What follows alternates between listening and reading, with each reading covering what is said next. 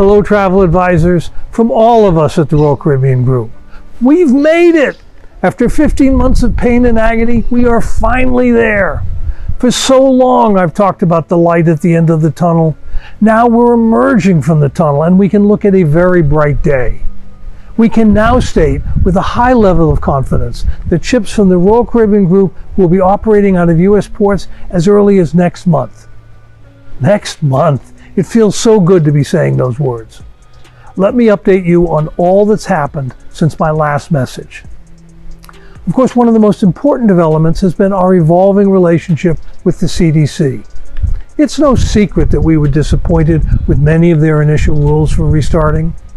However, over the past weeks, that level of dialogue has improved 1,000%. And that dialogue has allowed us to understand their concerns. But in addition, that dialogue has enabled the CDC to understand our concerns. It has also enabled the CDC to review so much helpful data that we have acquired from our sailings abroad. In the 16th century, Sir Francis Bacon said that knowledge is power, and the knowledge that has gotten us here is the science about this disease. That knowledge has given us the tools to corral this pandemic and to ensure that a cruise ship can be as safe or safer than your local community. As a result, the CDC has now clarified and updated their rules to allow us to start sailing from U.S. ports. Last week, we formally submitted our request for sailing authorization to the CDC. We're hopeful that they will issue that permission shortly. Now, several developments had led to this wonderful situation. Obviously, the widespread administration of vaccines has proven to be the game changer that we had hoped. And our positive, constructive dialogue with the CDC has borne fruit. Carefully, methodically, we've worked with the CDC and other health authorities to get to a good place. Another important element contributing to this progress is all of you.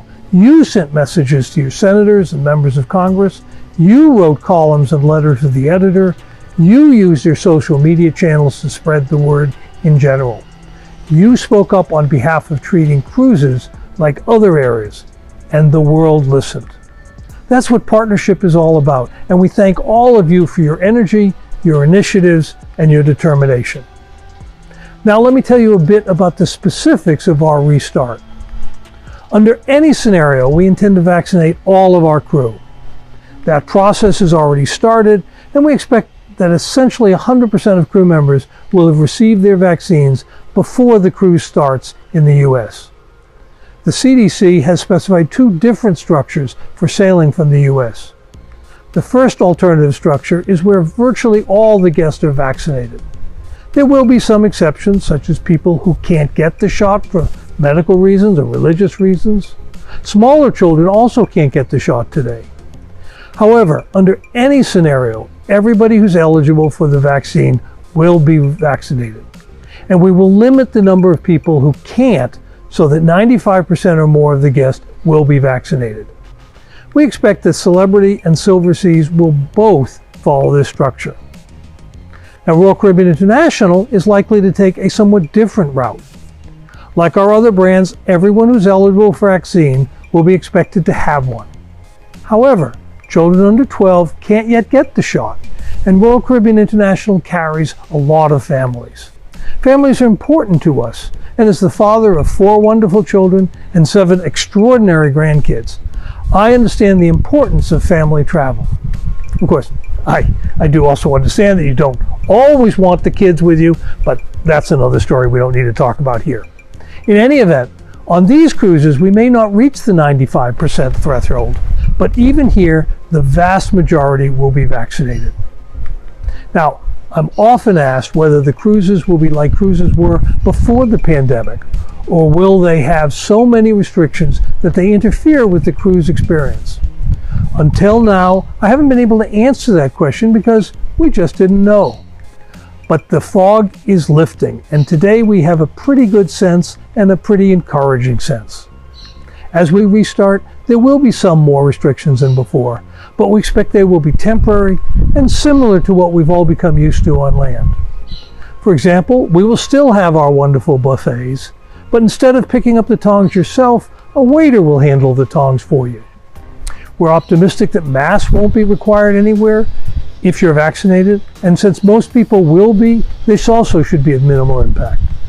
There will be some areas where social distancing will be required, but the ships will start with lower occupancy, so there actually should just be a greater sense of space.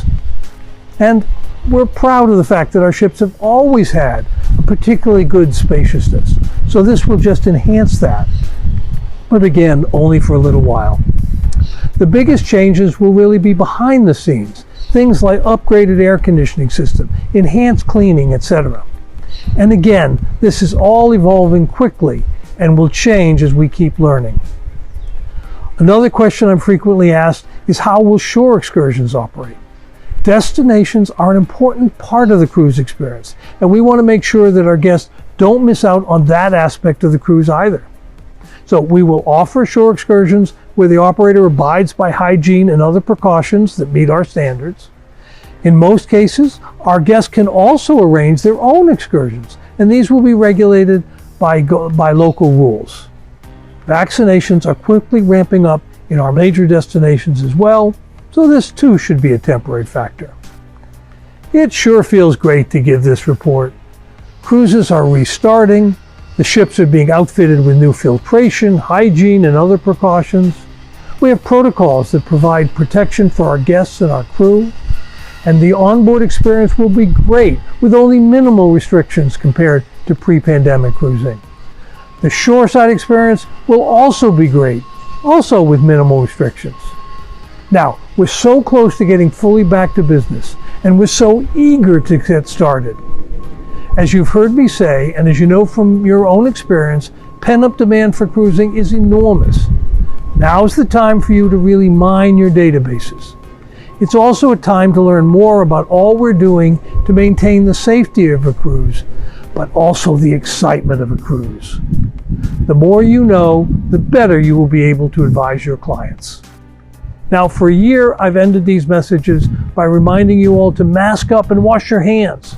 However, because of the latest guidance from the CDC, I'm delighted to say that if you're fully vaccinated, you no longer need to wear a mask. What an incentive to get the vaccine. So I may drop the mask part, but remember what your parents taught you. Always wash your hands. So I'm excited about the future of our industry. That light that gets brighter and brighter is the sun coming up on a brand new day of cruising. And still, don't forget to get your vaccine and to wash your hands.